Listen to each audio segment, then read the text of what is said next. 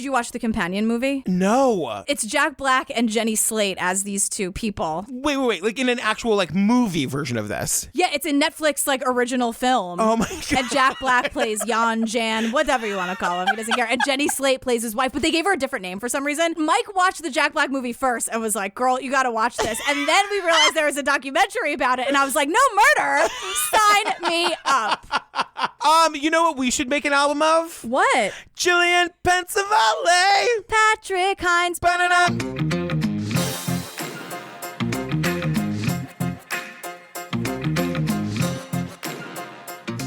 You guys, before we get to the show, 2 things to talk about. Yeah. Number 1, we launched a podcast network. Sure. We put our first new podcast out. It's called Obsessed with Abducted in Plain Sight, hosted by me and Sky Borgman, all about that crazy bonkers documentary Abducted in Plain Sight. Mm-hmm. We just announced our second show. It's called Obsessed with Disappeared, which is my friend Ellen Marsh and I recapping episodes of that ID show that everybody loves, Disappeared. You might know Ellen Marsh from our Daily Harvest ads. Right. Girl, can you clear something up? Oh, no. Will you tell these people exactly where you are not going? Anywhere. Right. Yeah, so I hate missing person cases. Right. Number 1, welcome to TCO. I legitimately asked Jillian if I could make this with my friend Ellen, and she's like, girl, I don't want to talk about missing persons cases. I'm you get done. out of here. I don't want to do that. So yeah, thank you everyone for getting worried, but rest assured, I'm not going anywhere. So, like you're obsessed with Abducted in Plain Sight podcast is amazing. And everyone's like, oh my God, like that's your interviewee side. Right. My interviewee side, or I don't call it an interview because we're just hanging out, is the Hamilcast. Exactly. That's been a weekly gig for the past 4 years. It predates TCO. It predates TCO. I also have, 10 Michael Reed sketches into microphones if you want weird sketch comedy, which who doesn't in this day and age. But, I love everything with TCO. I'm involved here. I'm not going anywhere. I have ideas for some shows. You guys, I'm just saying, tell Jillian you want shows from her on the network because we got to get them. We got to get them. So I'm here. I have my own stuff going on, but I'm here. I am part of True Crime Obsessed always and forever. We started this goddamn thing together. Exactly. I was saying we're going to be making TCO until at least 10 years after our deaths. Oh, at least. Is that all? We'll see what happens in the other world. It's literally the only thing on my calendar for the foreseeable. For the foreseeable. Look, I have ideas for some shows. I'm just saying, stay tuned. I can't wait. The other thing, you guys, if you want more Jillian and me, get in the Patreon. Stop worrying about Jillian going away and just get in the Patreon. I'm definitely going to be there. Totally. But I appreciate you saying nice things about wanting me to stick around. And also you, the listener. I was talking to Patrick, not a visual medium. You couldn't see the direct eye contact I made. But also the listeners, all the DMs and the comments and everything. I know. Thank you very much. But yeah, I'm here. Don't you worry about it. Everything's fine. Anyway, the Patreon is where we do our series, the episode by episode stuff. So it's Making a Murderer, The Jinx, Lorena, OJ, Lacey Peterson, Menendez murders, The Staircase serial. Right. It's over 130 full bonus episodes to download and binge right now. Look, the world needs to laugh right now. Yeah. So if you're looking for a little bit more laughter, go to patreon.com/truecrimeobsessed and you can just clear the space on your phone. I was going to say, make sure your phone can handle it. Right. That's my biggest concern right now is you and your phone and being able to get the content that you deserve. That you deserve. Loving you. We love you guys.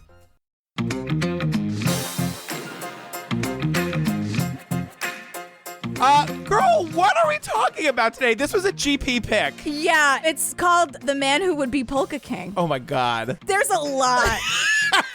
You know what doesn't happen? Like rape, murder, kidnap, animal abuse. I will tell you what, there's a pretty vicious attack that happens in the end, you guys. Plot twist. There's a lot. This is just crazy. So there are a lot of accents. Yes. There's a lot happening and just a lot of polka. And there's a Carmela Soprano wife. It's kind of amazing. Who makes a threat? I know. Like a veiled threat at a beauty queen? It's a whole thing. There's a beauty queen thing involved. There's a lot. He was like this polka god almost. People would just go bananas. He was like a Polish rock star. He'd go up and he'd give them a big hug. Well, I having fun here. It was like one family. Why Jan Lewan? Because of his dynamic personality and his love for everybody. He knew how to touch somebody's heart, and by doing that, he got into their soul. Jan Lewan is our Polish prince. I always thought one day I die, I would like to leave something behind everybody can be proud of. He thought that little by little, he's going to build this up, make it something real big. 1, 2, 3. 30,000 to start with. And we said we didn't want the interest, just to put it back in. It was like 10,000 at first, and then it was 20. We just felt that we could trust him. He could sell an Eskimo an igloo. There was the first moments where I wasn't able to send the checks out. He knew what the situation was, and he was using every scheme that he could conceive of to keep these people off his back. It was a big mistake to do this. We lost everything we gave him. I don't know what I can do for them. I got a lot in there. We'll be back. Stay with us. So we open in Delaware. Newark, Delaware. Newark, Delaware. Okay. Okay. I always thought Newark was in Jersey, but there's one in Delaware. So this guy's name, it's pronounced 100 different times, and he will tell you, you say my name however you want. He doesn't care.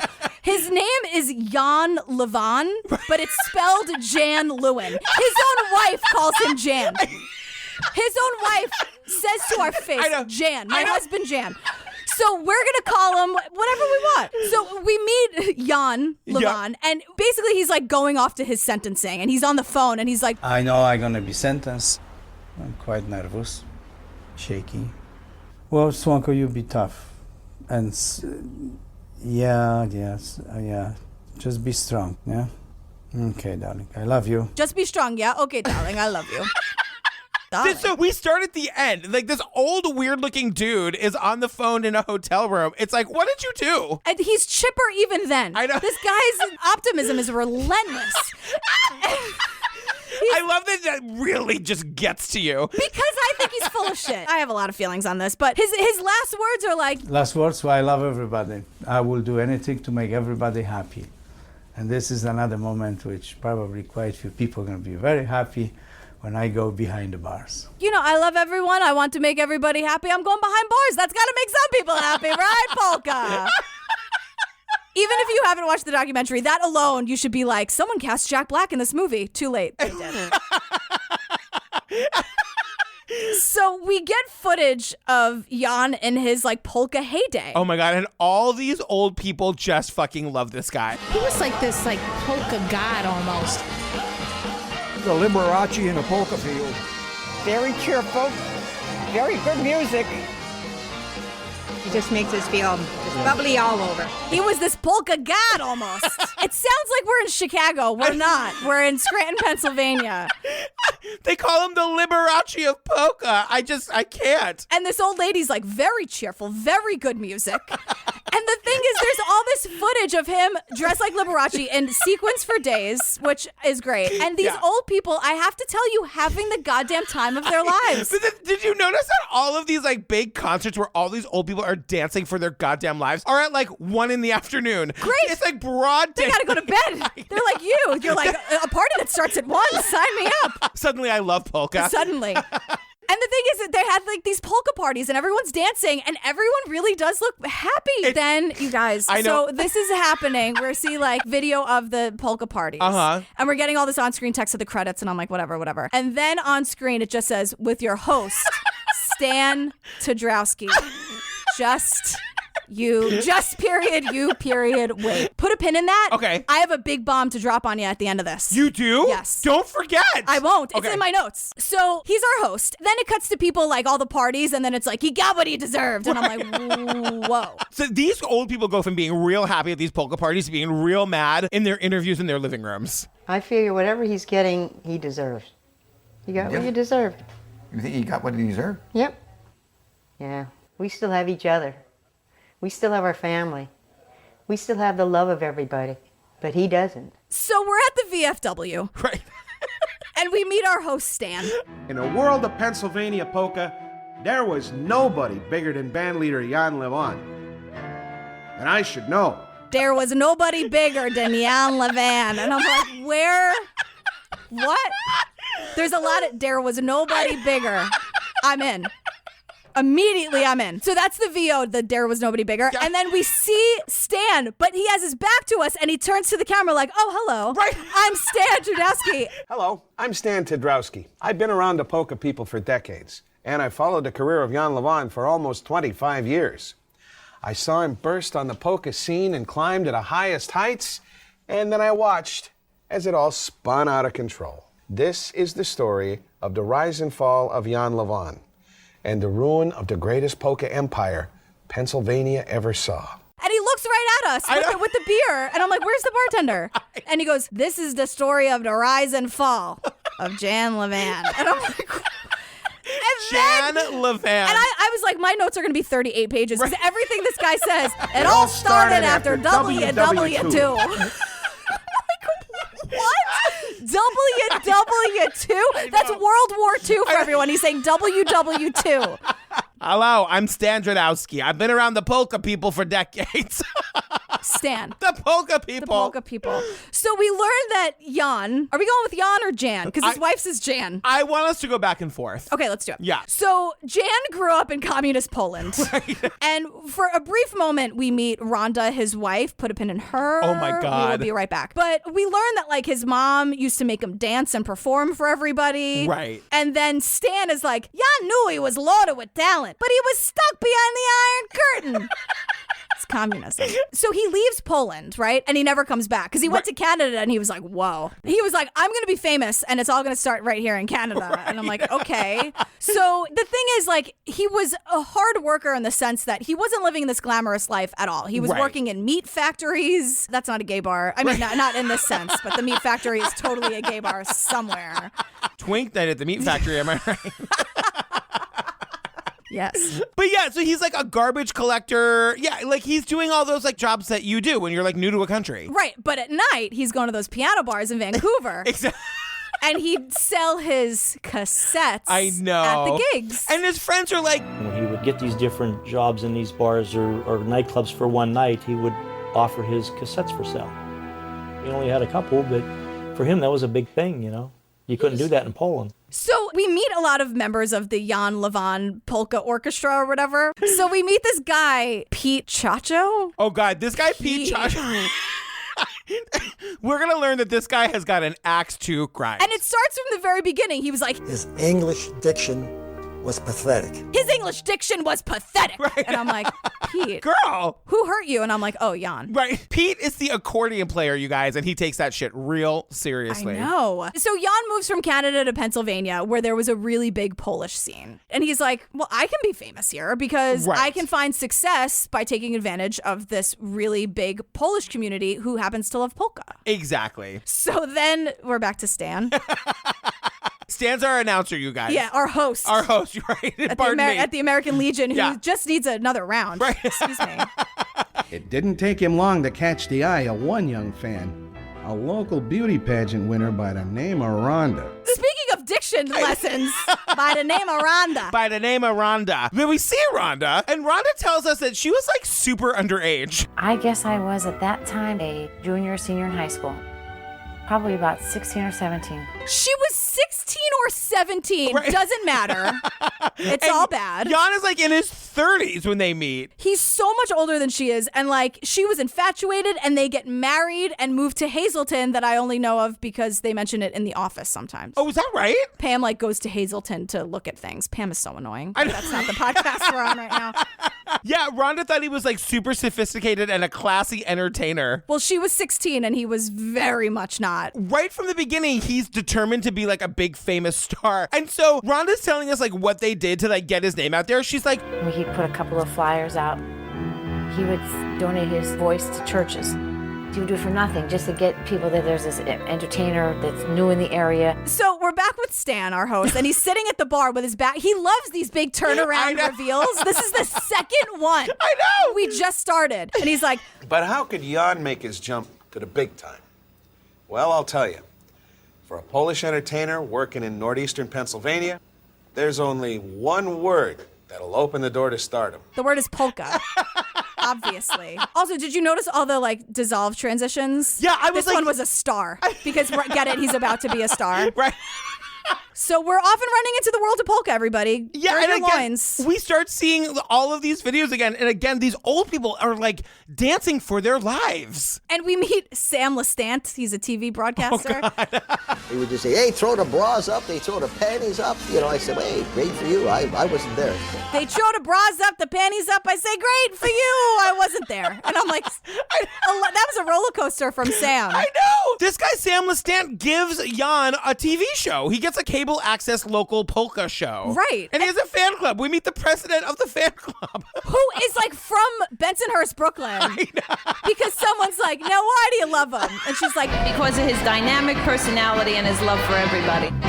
because of his dynamic personality and his love for everybody. Is she from the old neighborhood? I know. Because of his dynamic personality. Where'd they find her? Up in Hazleton. What is happening? Then there's someone in a chicken outfit. We have JoJo the Clown. I was going to say, you guys, we have JoJo the Clown, who becomes one of his biggest fans, and she is giving an interview to camera in full clown beat. Like today. Yeah. Like the fake eyelash is falling right off her face. I have JoJo the Clown. Oh my God, this is 100% my future. No, not if I have anything to say about it. So the thing is, all these people thought that Jan had a ton of money because he was such a showman. He had the sparkly outfits and all these parties and a TV show. And in fairness, like, you see these polka parties and there's like hundreds of people there. Right, but they're in like church basements. So you think it's like free or like $2 to get in or something? Well, people who are 80, I just know for a fact, like it's science. They don't pay for anything. They eat dinner at 2 in the afternoon for $5 and they just don't pay for anything. I cannot wait to be 80. You're like, that sounds pretty That great. sounds amazing. But the thing is, he had no money because it's like, yeah, the polka scene in Pennsylvania with the 80-year-olds, like Right. it's not a big moneymaker, but he acted like it really was. So like his like bandmates are like, people would ask me, what's his house like? You know, they would just assume that he lived in a mansion somewhere. He lived in a house in Hazleton, you know, that wasn't anything out of the ordinary. and then it cuts like a shot of like a perfectly nice middle-class town that apparently Jan Lewan was ashamed to live in. He just lived in a nice little house in Hazleton. Like, it's okay. Yeah. So then we meet John the lawyer. We don't know whose lawyer because we don't have a lower third for it. You guys really made her mad with that one. Just saying. Really made her mad. I'd like to know whose lawyer it is. Same. I want to know whose side this person is on. Yeah, I Context agree. matters. Right, totally. So Jan's like, I want to make a polka empire. Right. You just said that with like such a serious look on your face. Stay with me now. That's Jan.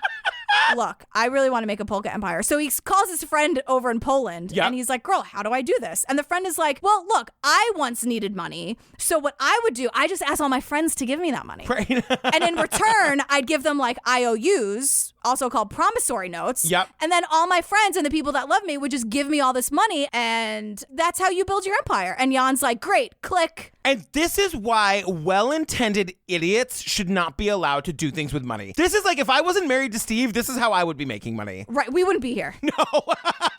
I'd probably be dead 5 years ago. You need a person who knows what they're doing running the finances. Jan creates a company called JRD Productions. It's named after him, Jan, Rhonda, his wife, and their son, Daniel. Right. And so he's going out and like getting people to give him, like investing in this company. So like you give him $10,000 and he's promising an annual return of 12%. Now for context, banks are offering like 1 to 2%. So people are like, well, I'm going to take all my money out of the bank and like invest it in Jan and get a 12% return. Right. And the thing is, the pitch is, remember that show you went to last night? Yeah. These are old people who trust him. Right. And think, well, what a great guy. And 12%, like, oh my God, they really think they're doing something in good faith to support someone who's really giving them a lot of happiness. But like nobody thinks anything through because it's like, this is the point that they make a couple times, but not enough. What are you investing in? The 12% interest that Jan promised sure was a lot more than any bank would offer.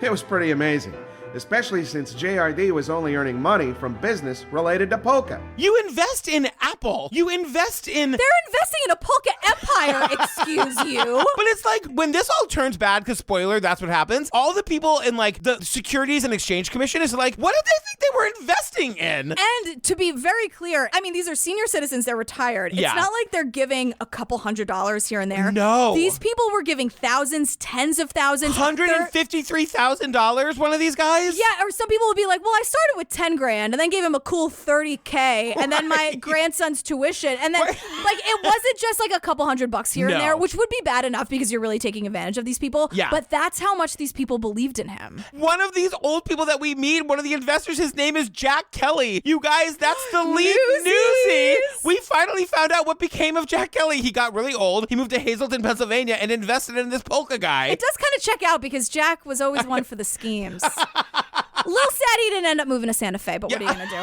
So here's the thing. These promissory notes, these IOUs. You see, those promissory notes were supposed to be registered with the state, along with a business prospectus. But Jan had filed nothing. Basically what he did, he just typed up a bunch of shit on pieces of paper and told these really trusting people that it was legal, and it wasn't. Right. And so we start to meet the people from the Securities and Exchange Commissions who were like, We gave Jan Lewan an informal resolution. He agreed not to offer or sell unregistered securities to Pennsylvania residents. We were treating him as a guy who had stubbed his toe. look, this guy seemed really nice. We basically slapped him on the hand. We're like, you made a mistake. Don't do that anymore. Right. Someone's like, we were treating him as some guy who stubbed his toe. And I'm like, Right. I hate that. So, like, everyone trying to give him the benefit of the doubt. But he was just like, all right, sure, trade commissions, whatever. girl." And then turned around and doubled down. So now we're with Stan, who has a very similar question that you're asking. He goes, here's a question no one bothered to ask. Why did a polka singer like Jan need investors in the first place? Why did he need investors? Like, you guys, he didn't need investors. He just wanted your money. Well, he'll tell you something different. He needed commercials for his gift shop. Hi, my name is Jan Lewan, and I would like to invite you to our gift shop. At Jan Lewan Show Gifts, you'll find authentic handcrafted costumes and dolls directly from Poland. 14-karat gold, imported chocolates, Pennsylvania hard coal, decorated eggs, and wooden trinket boxes. This is a person, just a person who has a gift shop. I know. So he's selling Polish costumes, whatever know. they are, chocolates, gold, decorated eggs. The place looks like a hoarder's home. Oh, yeah. Because there's so, like, I'm not a business person, but just the supply and demand, it's like you have too much inventory. You know what else you forgot to say that he had? Polish Amber. Say it for me. It's your drag name. That's your drag name. As soon as I said Polish Amber, I almost did an Insta story, and then I was like, no, I'm going to save it for the pod. Guess what Jan's doing? Starting a travel company? With the stolen money? You know that, like, I really believe that this is like Steve's worst nightmare of what I'm going to be like, where I'm like, I made a podcast that people liked. I'm going to open a gift shop. I'm going to take people on international tours. Girl, I got news for you. We sell merch. I know. So they're personally taking tour groups around Poland, and everyone's like, gotta be honest with you, it was one hell of a party because all they did was drink vodka, eat sausages, and like ride horses. And go on these riverboating excursions. Going down the river with these gurals, they're singing to you in the boats, and Jan is passing around this Luxusova vodka. Every boat got their own bottle. If anybody would be short of a bottle, they'd be throwing a bottle of vodka to the next raft. These are like 130 people on these trips. And we see these river rafts that are like, they're not like boats. It's like a plank of wood. And all these old people are like sitting on it, drinking vodka and going like 30 miles an hour down this river. They're doing vodka shots of warm vodka. I know. And someone's like, oh, we're out. And Jan's like, no, we're not. And like picks up a fresh bottle. And I'm like, well, hold on a second now.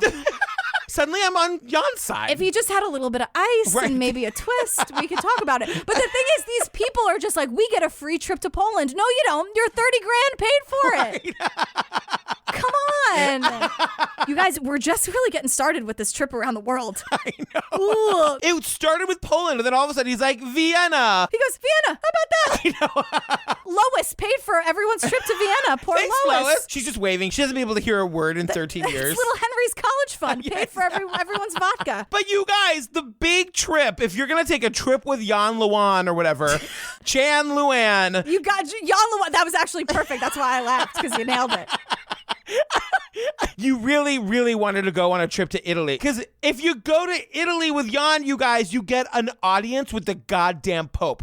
And there's video to prove it. And photo evidence, which you know I love. Yes. There's like one particular photo. But even Rhonda's like, I don't know how he knew all these people. I know. But everyone truly seemed to be like, yo, Jan's here? Yeah. Girl, no. Cancel everything. Right. No. I'm done for the day. Take the phone off the hook. The Polka King is here? I know. Literally, you hear like Pope John Paul II calling him Mr. Lewandowski. Oh, the Pope, as soon as he saw Lewan, he said, hey, Mr. Lewandowski, how are you? Really, seriously. I mean, it was unbelievable that the rapport he had with the Pope, presidents and dignitaries, they could never get as close to the Pope as Jan did. It's unbelievable. The Pope is basically kissing this guy's ring. Right. But then there's a big question about, like, how is Jan actually getting this audience with the Pope? I think his father and the Pope lived in the same town. They kind of grew up together. He was friends with the Pope's secretary, and he actually knew the Pope prior to him becoming the Pope. He was in Orchard Lake Detroit Seminary, and that's where my husband's uncle was an instructor over him when he was a priest. So remember that guy Pete? He's the accordion player that we know Who's mad. Yeah, but we don't know why yet. Yeah. Pete tells us this story that at one point on one of the trips to Poland, Jan pulls Pete aside. He's like, And he said, I want you to accompany me to Rome because we don't have an audience with the Holy Father yet. There was a valise. There was money in that valise. I was supposed to be his bodyguard. Got into Rome, St. Peter's Square, pointed to a building, and he says, I have to do some business up there. I said, can I go with you? He says, no, nobody goes with me. girl, you got to go to like the south of Italy with me to get this like suitcase full of cash because I don't have an audience with the Pope yet. So Pete's like, okay, girl. And they go pick up a suitcase full of cash. They bring it back to St. Peter's Square, which is where the Pope lives. Right. And Jan's like, I got to go meet a guy about a meeting with the Pope. I got to meet this guy about Pete's a thing. like, can I go with you? And he's like, no, girl, I go alone. So then we cut to present day Daniel, Jan's son, and he's like, There were donations made by the tour group, but that's not in that sense. There was donations. My dad, there were many times my dad didn't donate a penny and got an audience, and then there were times that he did. I mean, the world is filled with business. Everything has to be about business. sometimes that was true, sometimes it wasn't. I don't know. And I'm like, okay. And speaking of money, let's go back to Scranton, PA. Sure. So Jan was never really making any money. Spoiler. Exactly. So he had a ton of businesses, but nothing was bringing in any revenue. But the businesses that weren't making any money are what he would convince these sweet little old people to give him more money. Exactly. So, and the thing is, like, we have like members of his band, and it's like, how do you pay for all of this work with polka gigs? Because you get paid at the most, what, $1,200? Yeah. Your band has 11 people in it. Right. First of all, my uncle is a jazz musician, and everyone knows this. It's super hard to make a living as a musician. Yeah. Especially when you're making music for a niche community. Right. You're not going to be a superstar. So he's using his travel business and his like weird gift shop to be like, look how rich I am. And that's how he's getting these old people to keep investing. And he never stopped when the feds came and they were like, girl, you probably made a mistake. We're going to give you the benefit of the doubt. You have to stop these fake IOUs that mean nothing. And he's like, okay, fine. He doesn't. No. So the thing is, the state said, look, you cannot accept any new investors for this JRD Productions, that company that he made. So he's like, oh, okay. So he didn't accept any new investors for JRD Productions. He opened a new corporation and accepted investors under that corporation. He's very undereducated in that, in business. So he's being shady. He's trying to do whatever the fuck he wants. And this whole, I don't know. I'm not from here. That's all out the window. Right, exactly. Because he's been told twice now. And what we're learning is that, like, you guys, it was a Ponzi scheme. Like, he was taking all this money. He was promising a 12% return. He'd give you a little bit of that 12%. You'd be like, oh my God, this is really amazing. Get your friends to invest with him. Right. And that's how Ponzi schemes work. It's Herbalife. Exactly. It's the Polka Herbalife. He doesn't have any money, so he has to constantly be getting new investors to pay old investors. So now we're back to Pete, the accordion player. Yeah, because Stan tells us. To most investors, giving money to Jan seemed like a no-brainer. But a few people were starting to question how Jan's offer could add up. People like Jan's accordion player, Pete Chacho. It's for sure a Ponzi scheme, and Pete wants everyone to know about it. Pete's the Steve Tipton of this group. He's like screaming like a banshee to anyone who will listen. Right, but while Pete's screaming, Jan is rubbing elbows with like George Burns and super famous people, and you guys, in 1995, he gets nominated for a Grammy. He loses. Yeah, but Rhonda is super excited to get to go to the Grammy Awards where she gets to hang out with Boyz II Men, Amy Grant, Judy Tenuta, Tom Jones. And Tom Jones. She gasped. Tom Jones. Ooh. So we're back to Stan. Yeah. And soon, another award ceremony would trigger the beginning of the end for the Jan Lewan empire. Soon, another award ceremony would trigger the beginning of the end for Jan Lewan. You guys, are you ready to go into the Rhonda section? Well, she's over it. As Stan says, she was done playing second fiddle to the big star. The big star up in Hazleton. Oh my God. Girl. She says, at the Grammy Awards, I was very proud of Jan, but it was coming to a point where nobody was recognizing Rhonda. I was 35 years old. I needed to get myself back. was the Jan show, and she wanted to change that channel. She was over it. So what does she do? She enters the Miss Pennsylvania pageant. Because she needs to get herself back. Right. She wants to do something for her by herself. And to do that, she went all out. She worked out 7 days a week. She went to speech classes. She went all the way to Florida to buy a bathing suit. They made a point to have someone say, She actually came to Florida to get a bathing suit. so you know she was serious. What? I have that exact. She went to Florida for a bathing suit. What? Look at all the question marks I have after what? So we have footage of Jan saying, I'd be totally surprised if she didn't win. Right, exactly. Okay, so Rhonda says to us, Rhonda was back. And to me, that was a dream come true. I won already. I won to myself. Let's nix that, because that will create too much controversy. Rhonda was back, okay? And to me, that was a dream come true. I had won already. Right. Okay. So Jan and his entire fan base are shuttled to the pageant. Again, Lois and little Timmy's college fund paid for it. We are seeing the buses full of people going to the Mrs. Pennsylvania pageant. And we meet, in particular, Rita Rowley. She's credited at this point as other contestant. And immediately she's like, Rhonda was a little standoffish.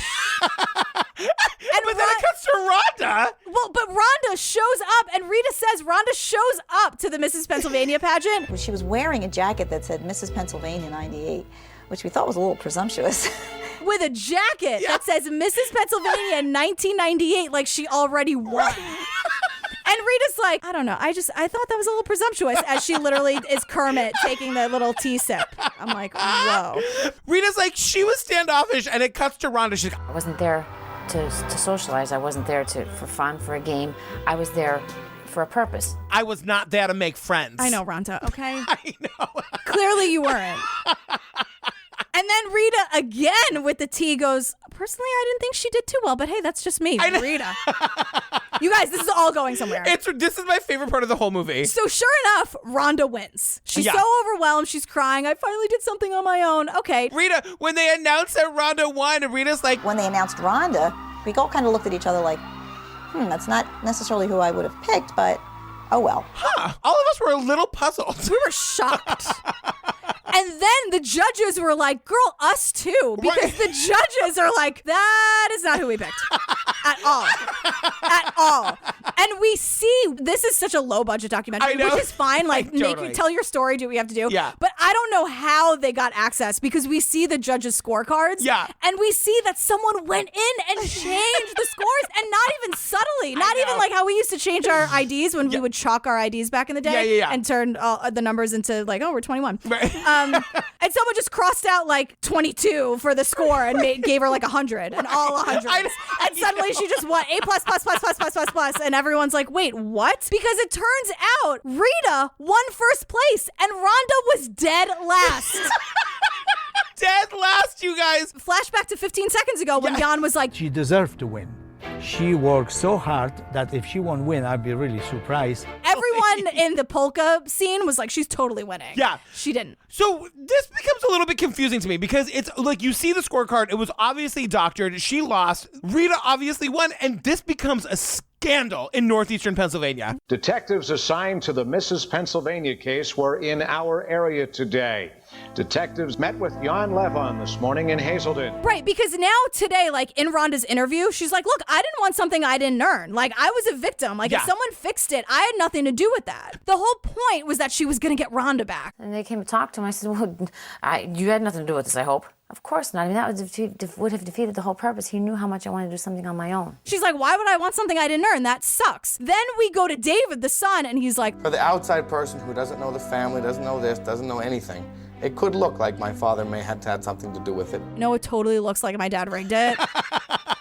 And all of the people he scammed are like, he totally rigged it. But I'm just saying, like, maybe he did, maybe he didn't. I don't know. Right. The same thing with bribing the Pope. It's all like, sometimes he did, sometimes he didn't. I'm not really sure. Right. So Rhonda's like, no. Jan, she calls her husband Jan. And I'm not like, if your name is Jan, fine. Right, exactly. But it's Jan. It's Jan. Jan Lewandowski, as a matter of fact. So Rhonda was like, Jan would never do that. He knew I wanted to do this on my own. He would never rig it. Like, no way. It's impossible. So if it was rigged, it definitely wasn't my husband. I just love these people with no self-awareness. Rhonda, he didn't think he was going to get caught, sweetheart. Right, he's been scamming people for millions of dollars. Exactly. Like, of course, Rhonda, you are such a dummy. So It just gets better and better. We are back to Rita, the who, real like, winner on paper, who won. First of all, did you see her license plate? It says Mrs. PA 98. Yeah.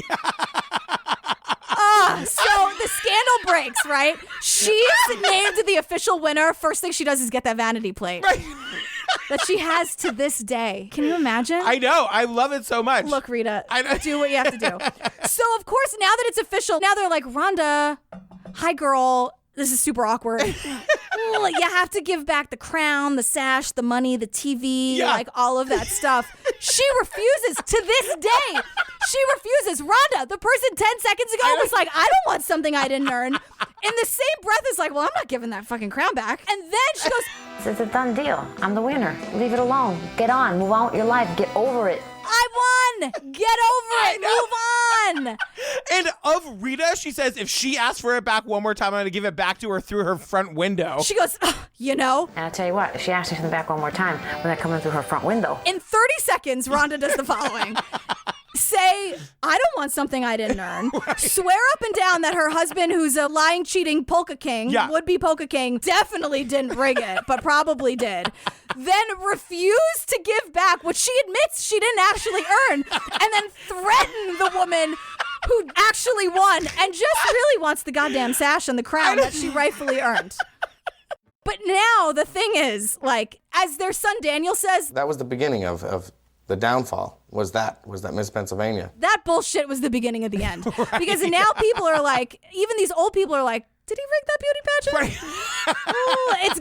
It's not like, did this guy who, like, there's no way that the Polish Amber could really make all these hundreds of thousands of dollars. Where exactly is my money going? Totally. But the beauty pageant scandal is what made them kind of perk up a little bit. And they all start asking for their money back, which obviously is a problem because Jan doesn't have any money. But that doesn't matter because, as Pete, the musician who hates him, says, right. Jan's like, no. Keep your money in now. Instead of 12% interest, I'm going to give you 20. And the thing is, these Ponzi schemes only work as long as nobody's asking for their money back, and only as long as you can continue to get new investors. So, now he's got a bad reputation in Pennsylvania. You guys, he's hitting the road. He's going to all these other states to try to, like, scam people out of money. Right. And so by the spring of the year 2000, the Securities Commission in Pennsylvania gets wind of everything that's happening. And Stan, our host, is like, who tipped off the Pennsylvania government? Many in Jan's camp suspected there might be a snitch right under their noses. There might be a snitch right under their noses. So now, everyone in the Pennsylvania polka scene.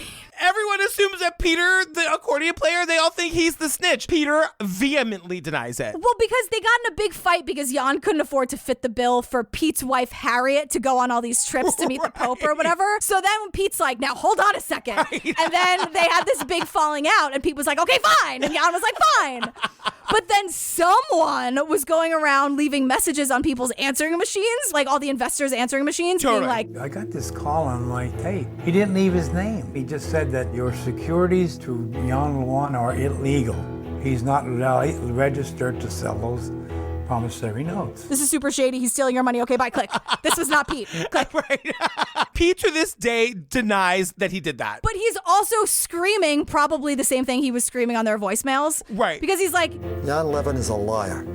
I treated him as a brother. He should say that I had something to do with this. I had nothing to do. I had no money in him. But when people says, oh, I'm invested in Jan Lewan, what do you think? This was my honest opinion. Take your money and get out. He was a user, an abuser, and his house of cards was coming in on him. I was just honest with the people that asked me. And when they asked me, I said, take your money and get out. He says he was a user and abuser and his house of cards was coming down. However, wait a second. Now our host, Stan, is like, rumors were flying that someone else had snitched. Someone even closer to home. Rhonda's own mother, Rose. Rhonda's own mother, Rose. Mother. Her own mother. And then we cut to Daniel, who's like, my grandmother hated Jan. Right. And all of the choices he was making, like, on a daily basis. And so as we're talking about like how he's getting ratted out, we're seeing those securities commissions people again, and they're showing us the actual tax returns from the Jan Lewan gift store that year. Now remember, the gift store is the thing that he's saying, like, look how much money we're making, invest in the this. Polish Amber. It's so profitable. We see a loss of $233,000. Which is like, you got to cook the books. Exactly. If you're going to be bad at this, like, don't scam people, obviously, but like, you can't just actually report your losses. Exactly. What are you, nuts? So he was totally lying to investors. He knew 1,000,000,000% what he was doing. He knew full well he couldn't pay them back. Exactly. And he was in too deep to get out. We learn now that Jan in 2001 was going to turn this whole thing around by going on this like big tour with the Jan Lewan Orchestra or whatever the hell it was called. Right. It was called exactly that. Is that right? Yeah. So then we get this like tragic fucking story. Yeah, something really, really bad happens. Yeah. And it's January 26, 2001, and we meet Steve, the driver of this little tour van. And he's like in the band. He's a band member. Yeah, and he's telling us through tears. I felt good because I had slept most of the night. It was quiet in the bus. To this day, I don't know if I fell asleep.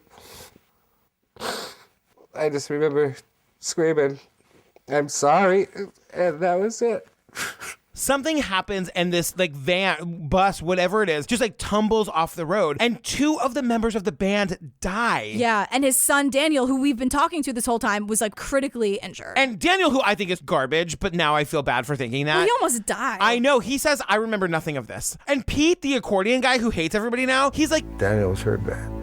If you would have saw Daniel at that time, you'd never think he'd live. And so Jan is like super upset about this accident, which is completely valid. It's devastating. It's tragic. Like Jan Lewan or whatever is really going through it. And like, this is where we see his humanity for like the first time ever in this documentary. Like he obviously like loves his kid, survivor's guilt or whatever. Yeah, he's like in mourning about his 2 bandmates who died. Exactly. We learned that he's with his son 24 hours a day at the hospital. He like never leaves his bedside, which is like totally what any parent would do. Right. And also polka, it's on the back burner now. Yeah, exactly. But the thing is, when you want to make this polka empire and this business and your investors are literally banking on your polka empire, they feel bad about everything that's happened, but they're trying to take their money out now. Yeah, we get this like really crazy moment where Jan is telling his investors that he brought all of his financial records with him on that bus. And every last one. Which is such, like, your son almost died. 2 men died, and you're still using this like tragic accident as a way to like scam people. I agree 100%. So he says like all of the records were destroyed in the bus crash. Yeah. And I agree with you. I think that's so slimy and disgusting. And you know who else agrees with us? Pete the accordion guy. He's like, I don't buy it. I honestly don't buy it.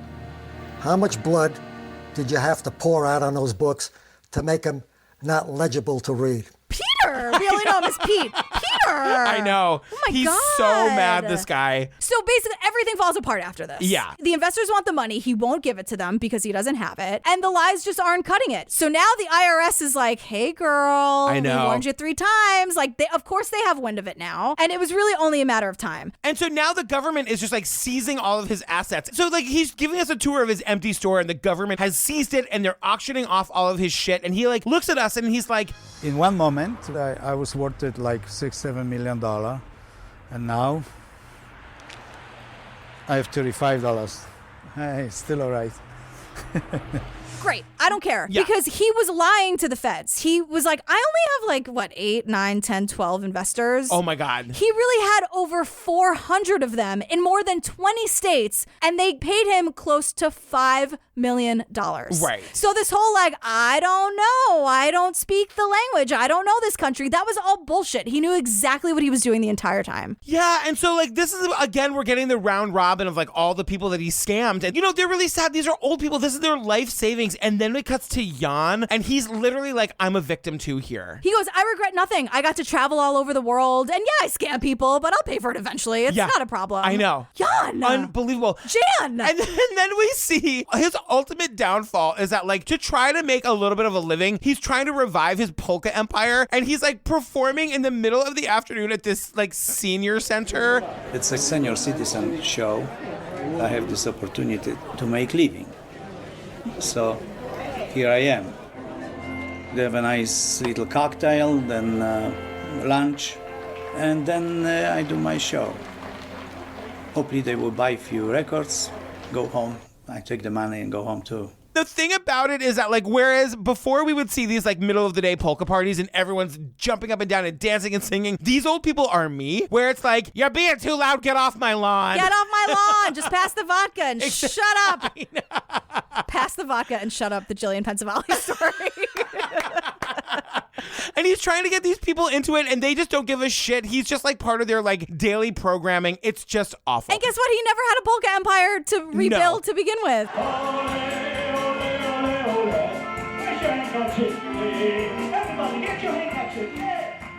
When you have everything in a high caliber, the big band behind you, a beautiful stage, gorgeous dance group, you know, you realize when you don't have them anymore how great it was.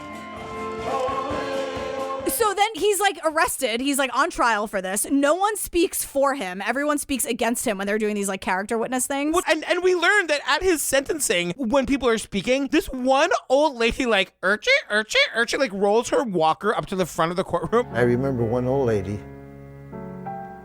saying that she wishes he rots in hell. We learned that these people all want him dead. Oh my God. This takes a turn for the real dark in a second. So Jan is sentenced to 5 years. Yeah. And he's in this maximum security place. So it was like the first 3 years were supposed to be in maximum security in Delaware. And then the last 2 years were supposed to be like this white collar, what they call Club Fed. However, we meet William Winchester, who was a former inmate with Jan. In the really bad, dangerous prison. Right. With the scary, violent people. And William Winchester, the former inmate, says to us, look. There was a false statement going around that he was in jail for rape of a child.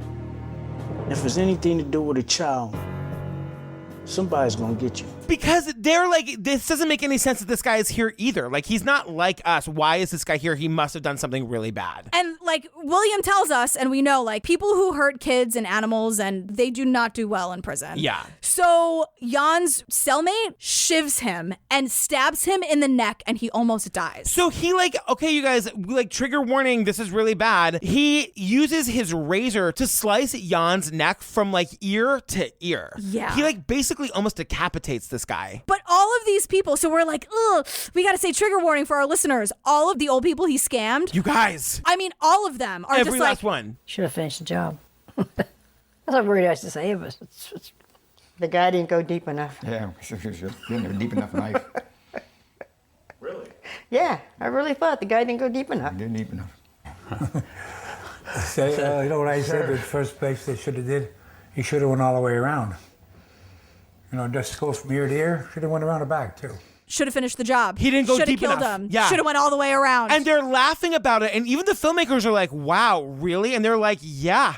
Which is a bit much. It's not, first of all, it's not going to bring the money back, right? No. I will just say this, like, one of the old women who's like the meanest, I have her as like mean old lady. The one whose husband can't get a word in edgewise. I know exactly who you're talking about. She literally is like, here's the thing though, he stole all this money from really hard working people. Like, yes. My husband worked at GE for 50 years and I was a bus driver. Mm-hmm. We earned like $50,000 to save for our retirement and we gave it to this guy and he threw it away. Like, he just took blatant advantage of us. Like, they're so mad that there's no sense of like being able to rise above this at all. Right. And what he did is 100 times worse than them believing the guy who's best friends with the Pope, who just got them out of the house and made them feel really nice and happy. Yeah. You know what I mean? Like, that's what they saw. Right. These people are very like eye for an eye. They're very happy to hear that this guy suffered. And it's crazy because we don't see Jan again. We see pictures of him. We hear that he's like lost all this weight in jail. It's been really bad. But like after we learn that he was almost decapitated, we never see him again. You know who we do see? Pete. Oh yeah, Pete the accordionist. Pete is damn mad. Just ask him, he'll tell you. I would like to say to the people, I am sincerely sorry that they ever got involved with Jan Lewan. I am damn mad that he himself perpetrated this and still say you're innocent. You're going to tell me to my face that 400 people are liars. No way. There are people who are like Jan defenders out there who are just like, all you hear about is the crybabies. Right. All these people who lost their money, and Pete is like, I'm damn mad. You're going to tell me that 400 adorable old people are lying? Because the thing is, like, we get this like whole tragic story about what happens to Jan in jail, and you feel really sorry for him. And then it cuts to Rhonda, and Rhonda's like, nobody put a gun to their head. Nobody pushed them. Anybody can be there when things are good, when you're getting money. but one little thing turns sour. I mean, you help crucify him, but you help just keep twist and twist and twist. I hope you're happy. I mean, nobody put a gun to their heads. And she's like, everyone's silent when they have money, and then one little thing goes wrong and they lose it. And I'm like, Rhonda, one little thing goes wrong and they lose it. Also, you know what can be one little thing that goes wrong? You not actually winning the goddamn beauty contest. And now you're threatening Rita. Right. Like, Rhonda, girl. And then she's like, I pity him. Then now she's crying. I know. He never meant to hurt anybody. I pity him. So we end with, remember Stan, our host? Of course. We end with Stan. Let me just paint a picture. He's at the American Legion. Yep. He's got no bartender. Right. I don't know where the drinks are coming from. No one is clearing. I mean, it's just like empty glasses. Yeah. Empty chairs at empty tables. Oh, God. And so he's about to finish his beer. There's like a sip left. Stan says no. Yeah. He decides not to. He gets up from the bar. He walks out of that bar. Doesn't look back, and it fades into on-screen text.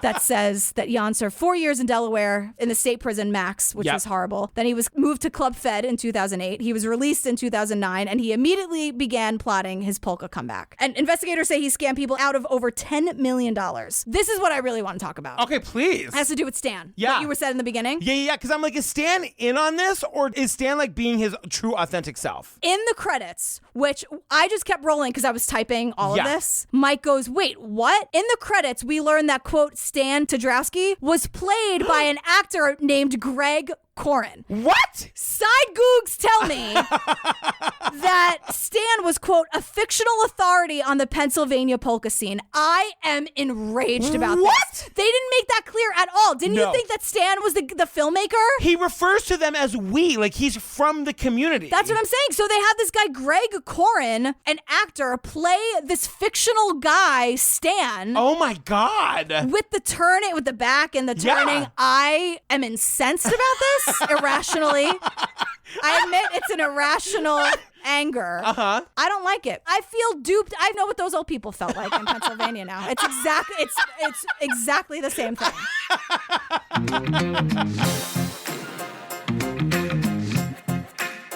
Oh my God, we did The Man Who Would Be Polka King. I didn't care for this documentary. I didn't either. You guys watched the Jack Black, Jenny Slate movie instead. I'm dying to watch it. I can't wait. You guys, just a couple reminders. We started a network. We have one new podcast out. We've got another one coming out. Tweet at Jillian. Tell her to make a show for the network. Yeah, I have lots of ideas. I'm not going anywhere. I also have 2 other podcasts that are not on the network. So Havelcast and 10 Michael Sketches and Microphones. Get into it. Also, you guys, if you want more Jillian and me, go to the Patreon. It's where we do our series. We do episode by episode, Making a Murderer, The Jinx, Serial, Madeline McCann, Lorena, OJ Made in America, Don't Fuck with Cats, Don't F with Cats, Lacey Peterson, Menendez Murders. You guys don't watch Don't F with Cats. Just listen to us. I care about you too much. Please don't watch it. Just listen. Yeah. If you're looking for like a solid, good laugh in this time of darkness, go to the Pates. If you don't want to go to the Pates, you can also just listen to the back catalog. Listen to your favorite episode all over again. Yeah. Oh, we'll be here. We're not going anywhere. I want to make this really clear, you guys. We are, no matter what, Jillian and I are here. We are doing our weekly episodes and our weekly Patreon episodes, and we are going to make you laugh during this time. Yeah, we've discussed plans if we have to record from home, like for our respective apartments. Like we guys, we're not going. We got your backs. We need it too. Like we need this escape as much as anybody else does. We are overjoyed at the fact that we get to do a thing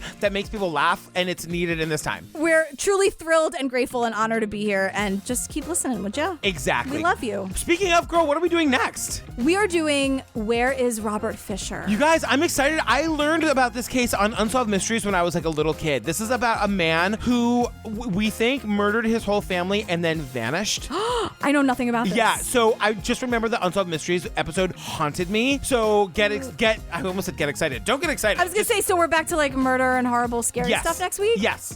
But this is like the missing person thing that I'm obsessed with. So I know you hate it. I'm here for it. You guys, again, I'm not going anywhere. I'm sorry. That just came out.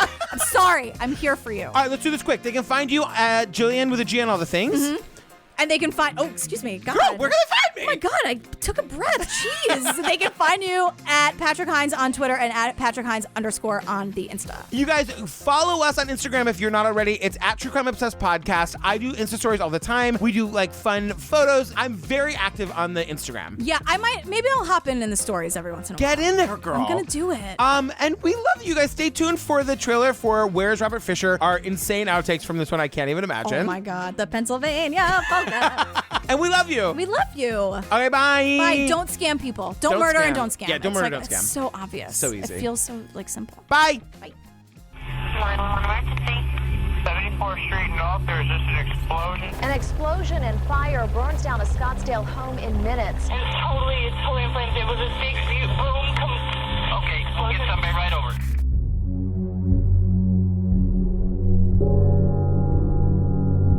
There are people in there, and this whole house exploded. Okay, we do have police and fire on the way. Were there people inside the house? Yes, there are. They're probably dead.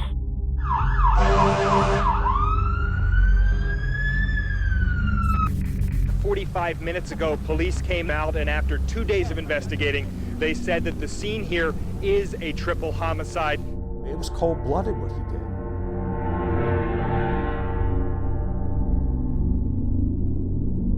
They're asleep, and he literally slices their throats to where they're almost beheaded. You expect your father to protect you from the boogeyman. You don't expect your father to be the boogeyman.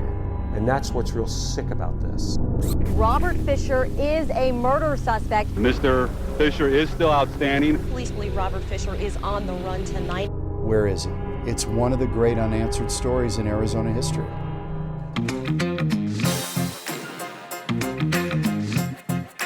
Polka, polka, polka. Rhonda wife doesn't seem like she's been places. You know what I mean? She's been to Newark, Delaware, which is more than I can say for myself. Please keep that back and forth in so that I'm like, Jan, great, Jan. Yeah. And then we see like a foreign movie and the subtitles just say speaking another language. Yes. Yep. That's not the kind of gay bar I would go to because I know I'm not welcome there. And You're that's welcome there. But there's no point for me to be there. I guess that's true. Like, I'm not going to go to a cruisy bar. I'm just wasting everybody's time at that point. You're not coming to Twink Night at the Meat Factory? I mean, if I'm invited, happily, but I know where I'm welcome. What are you investing in, though? Well, sometimes they'd ask him, Yeah. and he'd be like, don't worry, I have all the paperwork. It's super legal. Let's polka. The Pennsylvania polka. And I'm like, what? Santa Fe. Are you there? My old friend. Can't do it right I know, now. We I have know. way too much to get to tonight. It's true. Rhonda's got a real chip on her shoulder, if you ask me. And right back at her. We'll get back to her in a minute. So Polish Amber, come on. I mean, it's like written for you. To Italy. How does Stan say it? He might say Italy. Is it Italy? But I misread the Wikipedia because it's actually a very long page for the best polka album wins. So that was in 1995. But in 1994, Walter also won. The name of the album is Accordionally Yours. You guys, I urge you, just wiki like the Grammy Award for polka album. The name of these bands, like your polka sweethearts, like they lead it to the polka thing, and God bless them for it. Daisy's boy hamster, you know what she named him? Daisy? Yes. Did she really?